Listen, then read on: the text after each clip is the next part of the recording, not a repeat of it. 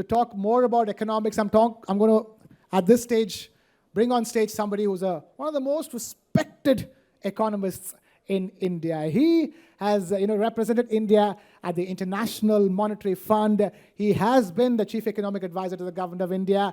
And he has one of the most illustrious careers as an economist. Before I get him on stage, take a look at this. Trade wars redraw supply chains. Tariffs tilt markets. Agreements stall as economies compete for advantage. For India, Europe is not just a market, it's a growth corridor. The FTA on the table could unlock new supply chains, energize exports, and reshape the rules of global commerce. Guiding this conversation is one of India's most respected economists, member of NITI Aayog, and former chief economic advisor to the government of India. A voice that has shaped fiscal policy and understands the fault lines of global trade. Please welcome member of NITI Aayog.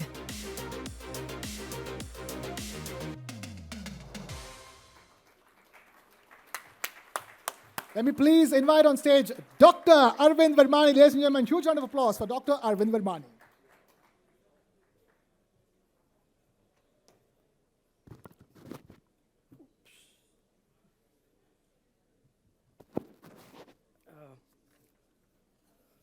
My fellow ministers, honored guests, ladies and gentlemen. I'm briefly, in one line, going to tell you what NITI means. Actually, very few people know about it, even in India. The NITI, NITI, stands for National Institution for Transforming India. We are implicitly the think tank of the Honorable Prime Minister, because he is our chairman. We have a vice chairman and 5 members, among which I am the member. With that said, I'm going to talk, I'm used to giving very long speeches, having an academic background, but I've been told 5 to 7 minutes, and then we'll have a question answer on certain things. So I've picked something which may be a little different and a little more interesting. I'm going to talk about 2 trends which are shaping the global economy and the interrelationship between them. Of course, they relate to what India and Germany should do. So one trend is country concentration of manufacturing has risen over the last 25 years, resulting in a near monopoly of manufactured goods, including rare earth metals, with attendant economic, geopolitical, and national security risks. So I'm going to show you a few graphs to show what's been happening. Global demographic changes during last 25 years, coupled with those projected over the next 25 years, will reorder the global comparative advantage in ways that aren't fully appreciated by developed countries, including, I'm afraid, Europe and Germany. Though we talk a lot about demographics, I don't think there is a true appreciation. So I will show you a graph which hopefully will stick in your mind.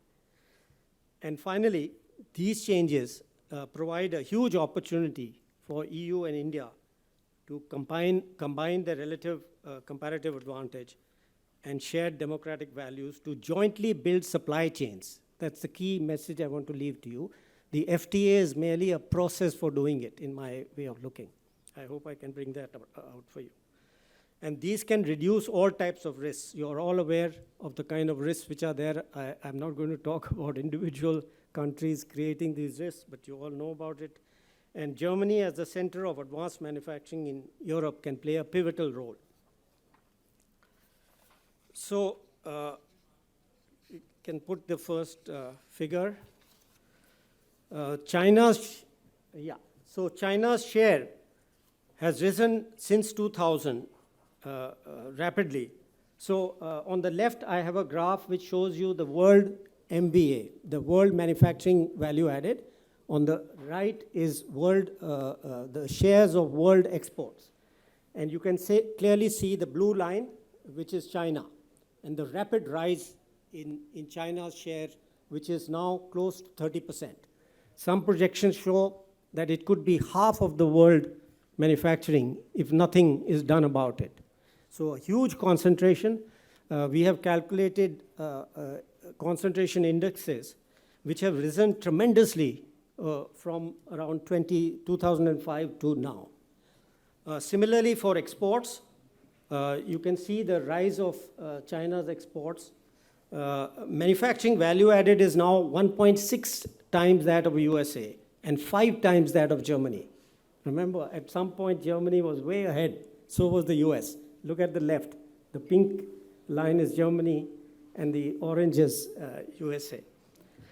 So the Herfindahl index is just a way we calculate concentration, has risen from about 0.08 to 0.127. It's a huge increase in concentration of world manufacturing. And similarly for exports, which has risen from about 0.05 in 2005 to 0.07 in 21. This rise in share is seen in a broad range of products, whether we look at 2-digit, 4-digit, 6-digit, and the supply chains. The concentration in simple supply chains, complex supply chains is huge. And this also creates regional and geographical risks, besides the country risk, which is obvious. Next. Next graph. Yeah. So that is the first point. The second point is relates to demographics. So you will look at these graphs. On the left there, we have the working age population, which is taken from UN statistics. On the right, oh, you can't even see them. Missing. It's a black background. Okay, you can't change it. But you can see that the world share of working age population of China, EU, Japan, all the countries except India's is going to fall over the next 30 years. Actually, this graph was more interesting, but you can't even see it. Okay.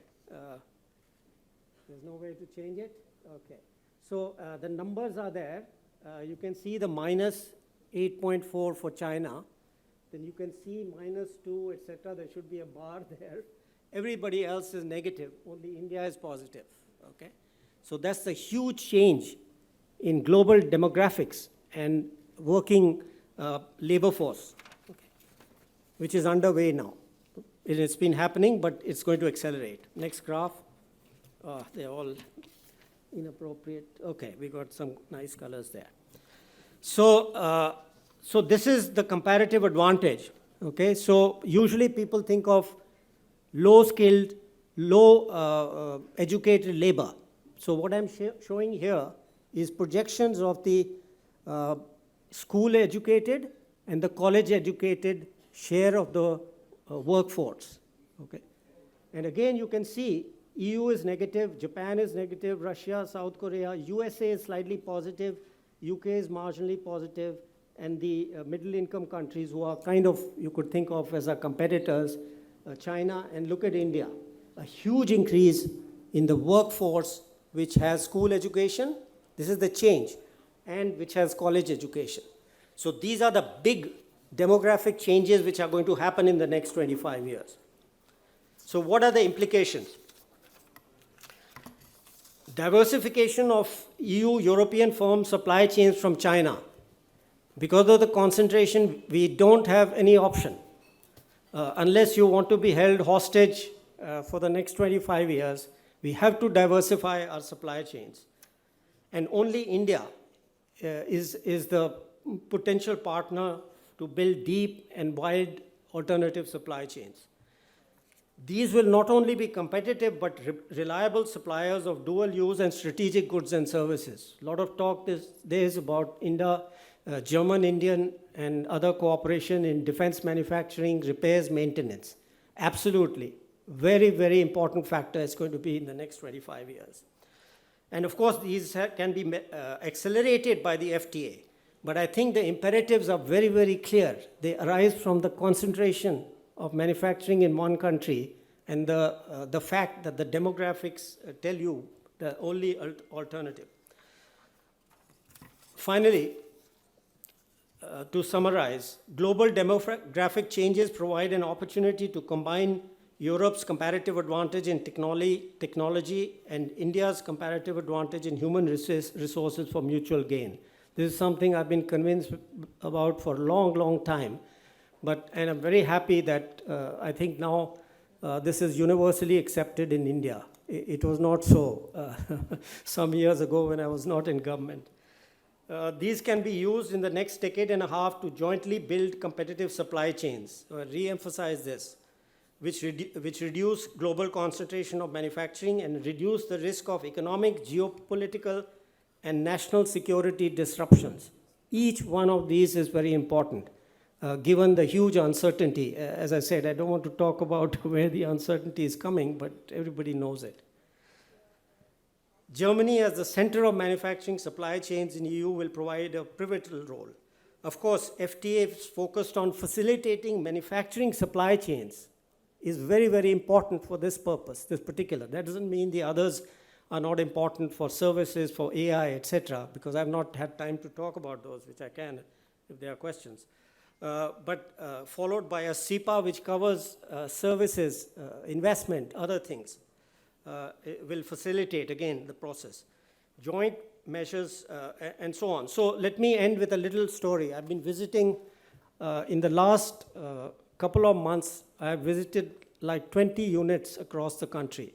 Some of these were German companies, some were JVs. And please don't take this as a criticism, but I have found there is still a hesitancy to think of India in expanding these supply chains, where I could see that we are completely competitive. Okay, so companies, just to make it concrete, who have suppliers, let's say, over 20 countries, but certain elements which the Indian companies are supplying and which they could double and triple and quadruple in supply competitively, that step is not being taken because there are some other manufacturing units somewhere else doing it. But the competitive location now is India. And let me tell you, I have seen some amazing small, of course, we are all very knowledgeable or know your Mittelstand, excellent technology. But there are now small companies arising. One of them I went to quite recently, 2 weeks ago, where they are 100% export-oriented unit. But that's not the key thing. That gentleman has made the entire machinery and the tooling for that factory by himself.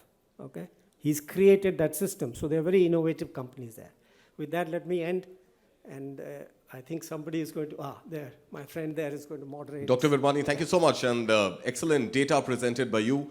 If I may just begin by asking you, sir, why the numbers, the second and the third slide that you showed, were absolutely positive in favor of India. We are talking about education levels, and we are talking about labor force participation. How long, sir, before the first graph also starts accelerating in favor of India? Well, that is one of the challenges. That's why I mentioned the think tank. That is the kind of job I have, which is why, as I said, I've been visiting. But let me tell you, again, something you have been talking about since yesterday, I've heard you.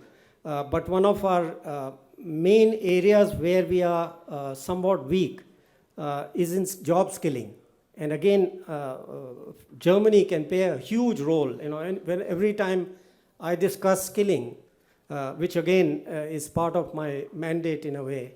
And I've visited like 15 different skilling centers, but there's a huge gap. And again, I think we can learn a lot from Germany. Maybe I would invite, now things are very open, all kinds of skilling issues, apprenticeship. We've modified the Apprenticeship Act. We've done a whole bunch of reforms, but we don't still have that ecosystem, you could call it, which can do this transfer from the education to the skill, the job skilling. I think that's an important gap which we are trying to fill.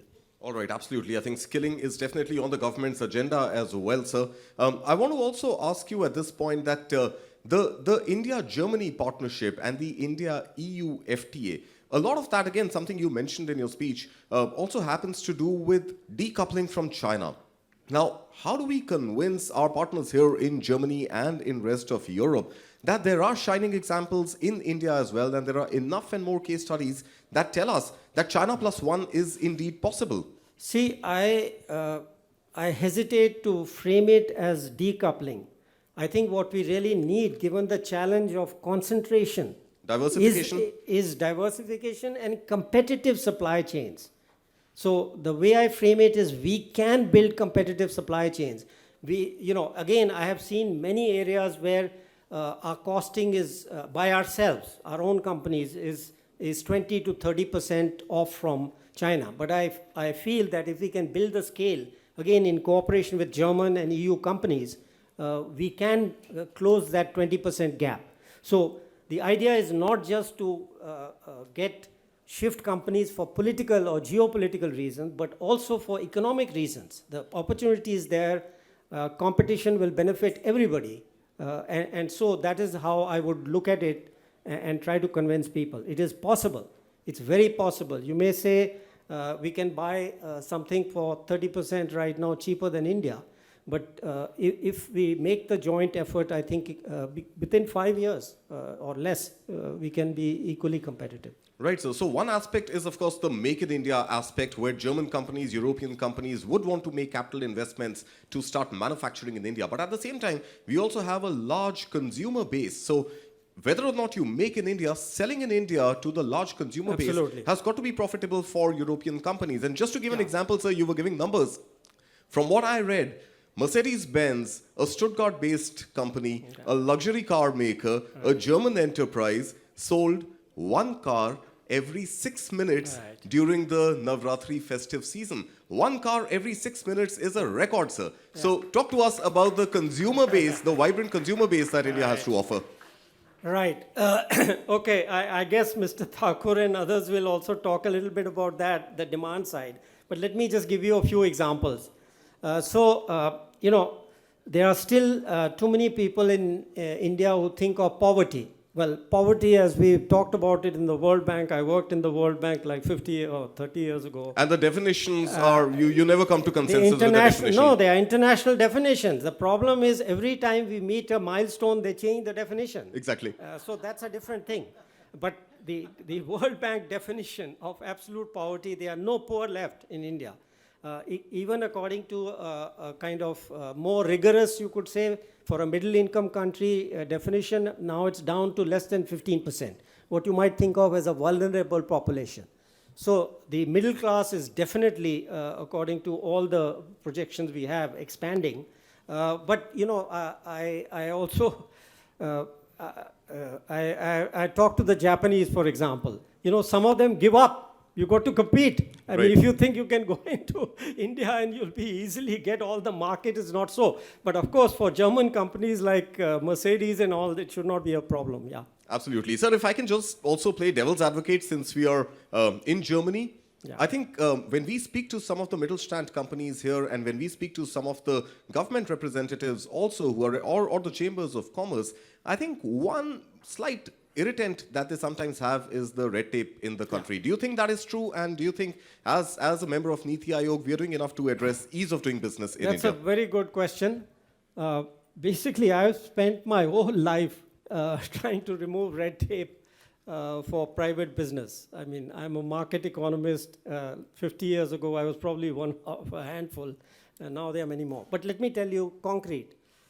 In the budget, there were 2 or 3 deregulatory steps, and I'll give you 2 examples. I have struggled for at least a decade or more to get income tax reform. In this budget, it was passed and approved within a month. That's right, so sir. The income tax system has been simplified. Secondly, GST, which again, I have made tons of presentation to various people. I don't need to name them. And it was done within, I think, a month, if I remember. That's right, So sir. lots of things happening. But besides that, all the other things people complain about, they are on our agenda. I can tell you there are 2 cabinet-level ministerial committees which have been appointed in the last month to look at a whole range of issues. There are 2 committees in NITI Aayog at a different level. Obviously, the cabinet level has to look at big things and so on. Members are ministers of state equivalent. And so on, and at the sector. So lot of action is happening. People say you just talk about it. No, these are solid committees. They are not for the sake of just showing people that we have a committee.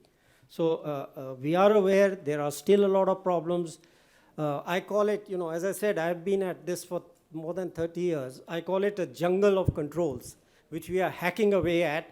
But unfortunately, it's a jungle. It's a jungle. It's going We to are take a cutting while. through it, and it may take a bit of time to remove all the problems. Right. My final question to you, sir. We are in a football stadium. Football is all about competition. May the best team win.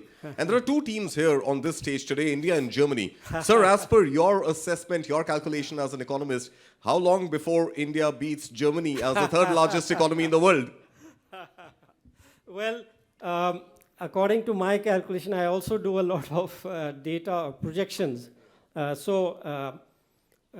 the end of this year, our economy will be larger than Japan's in the normal US dollar terms. And within 2 years, my estimate suggests by 28, the Indian economy in dollar terms will be larger than Germany's. 2028, ladies and gentlemen, that's the final word coming in from Dr. Arvind Virmani. Dr. Virmani, pleasure having you here with us on the News9 Global Summit. If you could please stay on stage, sir. Dr. Virmani, please stay with us on the stage.